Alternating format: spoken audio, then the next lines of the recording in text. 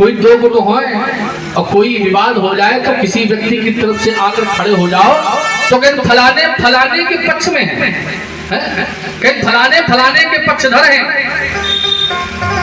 लोग कहते हैं भगवान को, भगवान पक्षधर हैं, पक्ष धारण करते हैं। भगवान कहते हैं कि हाँ ये तो सच है कि मैं पक्षधर हूं। किसका पक्षधर? अपने भक्तों को,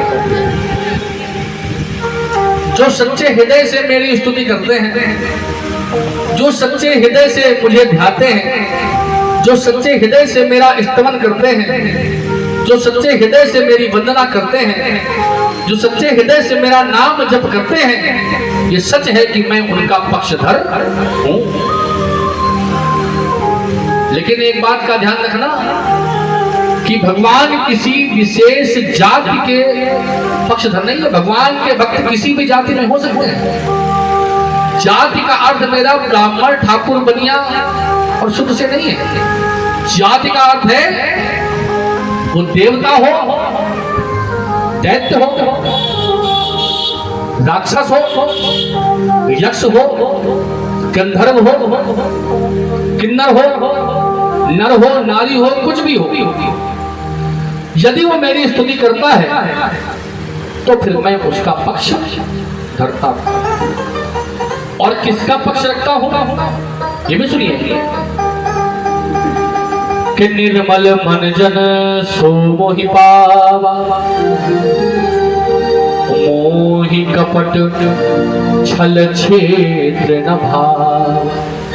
भाव ये है कि मोर का पंख धारण करते हैं और कहते हैं इस सृष्टि में मोर से अधिक ब्रह्मचारी जीव जंतु कोई दूसरा नहीं है।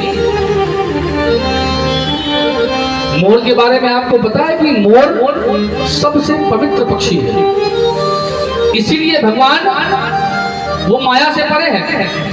मोर का पंख भगवान क्यों धारण करते हैं? मोर का पंख भगवान इसलिए धारण करते हैं क्योंकि मोर माया से परे है।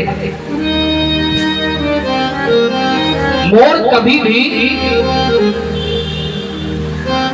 अपनी संतान पैदा करने के लिए भोग का इस्तेमाल नहीं करते, भोग नहीं करते मोर।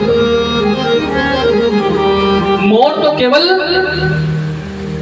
मस्ती में रहते हैं। कौन सी मस्ती? अब देखिए मस्ती का भाव यहां पर कैसा है। मस्ती कब आती है? जब कृपा की बरसात होती है। कहते भगवान की कृपा की बरसात की मस्ती से बड़ी मस्ती कोई दूसरी है ही नहीं। आप भगवान में रम जाओ, भक्ति में रम जाओ, भगवान का नाम जब करो तो जब कृपा बरसती है तो ये दिखती नहीं है।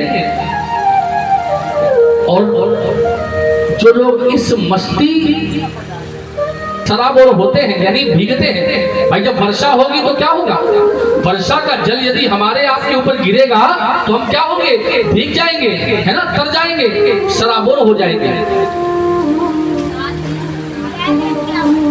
तो मोर भी क्या करता है कि इस वर्षा ऋतु में जब जल की बूंदें जब गिरती हैं उसके ऊपर तो मस्त होकर नाचता है।